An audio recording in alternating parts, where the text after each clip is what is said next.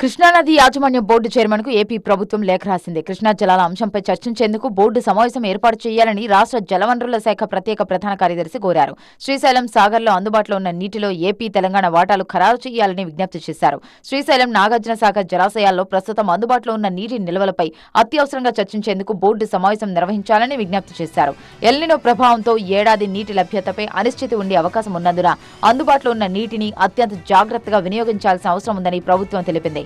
ఈ పరిస్థితుల్లో ఆంధ్రప్రదేశ్, తెలంగాణ రాష్ట్రాలకు సంబంధించిన నీటి వాటాలను స్పష్టంగా ఖరారు చేసి తగిన నిర్ణయం తీసుకోవాలని కోరింది. కృష్ణా జలాల పంపకాలే ఏకైక ఎజెండాగా కేఆర్ఎంబీ సమావేశం లేదా త్రిసభ్య కమిటీ సమావేశాన్ని అత్యవసరంగా ఏర్పాటు చేయాలని ఏపీ ప్రభుత్వం ప్రతిపాదించింది. రెండు రాష్ట్రాల మధ్య నీటి వినియోగంపై స్పష్టత తీసుకురావడంతో పాటు భవిష్యత్ అవసరాలను దృష్టిలో ఉంచుకొని తక్షణ నిర్ణయాలు తీసుకోవాల్సిన అవసరం ఉందని లేఖలో వెల్లడించింది. కృష్ణా జలాల వినియోగంపై త్వరితగతిన చర్చలు జరగాలని ఆంధ్రప్రదేశ్ ప్రభుత్వం కోరింది.